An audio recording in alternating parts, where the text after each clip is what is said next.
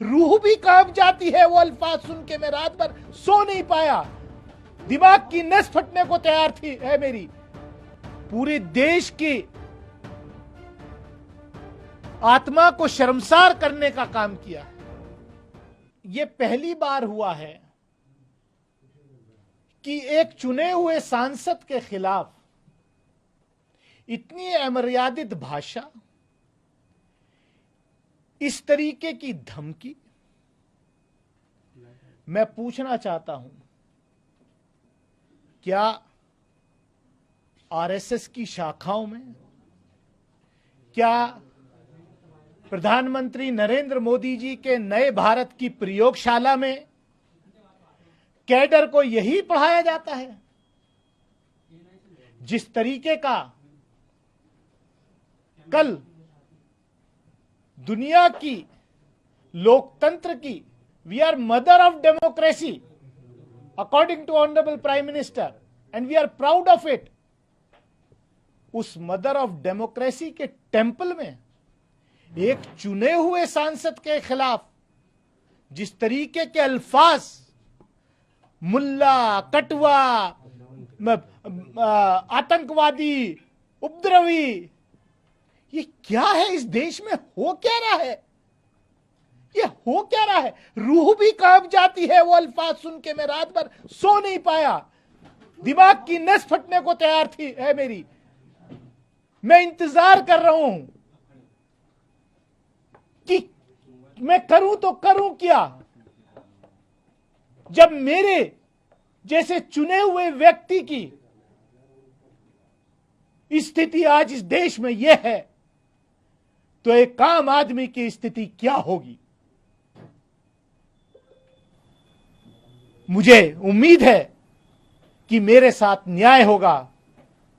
आदरणीय स्पीकर साहब कार्रवाई करेंगे, नहीं तो मैं भरे मन से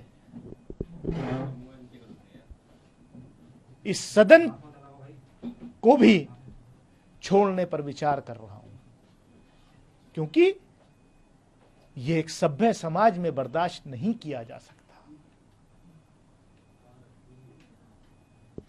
क्या है? क्या हम इसलिए चुन के आते हैं? क्या देश को आजादी इसलिए दिलाई गई थी? क्या हमारे पुरखों ने कुर्बानियां इसलिए दी थी इस देश की आजादी के लिए कि जब हमारे प्रतिनिधि चुन करके जाएंगे तो उनको यह सुनने को मिलेगा? दुनिया के अंदर आज देश की क्या तस्वीर आपने खींच के रख दी है? महिलाओं को आरक्षण, ये स्पेशल सेशन था। 75 साल अमृत काल में हम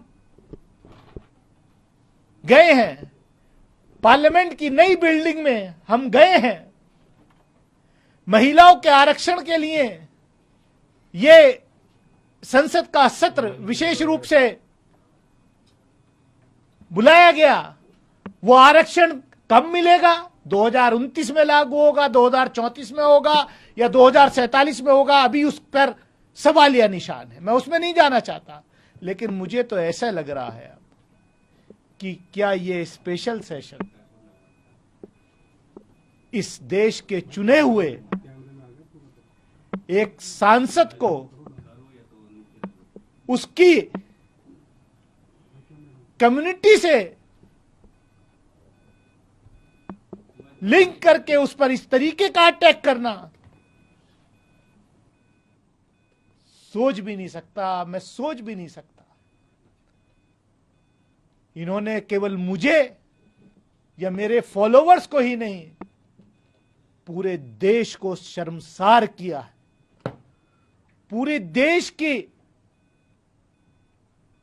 आत्मा को शर्मसार करने का काम किया है। अब बस देखना इतना है कि रमेश विदुड़ी जी के खिलाफ, honourable member of parliament Lok Sabha के खिलाफ, उनकी पार्टी कोई कार्रवाई करती है या नहीं, या देश ये इंतजार करे कि कब उनका प्रमोशन होकर के उनको केंद्रीय मंत्रिमंडल में शामिल किया जाएगा। क्योंकि शायद ये कंपटीशन हो गया है भाजपा के नेताओं में कि आप ऐसा कीजिए, आप ऐसे बयान दीजिए। पहले तो संसद के बाहर ही होते थे, अब संसद के अंदर भी मारने की धमकियां दी जा रही हैं। बाहर तो धमकियां बहुत बार नेताओं ने, इनके मंत्रियों ने, सबने दी हैं।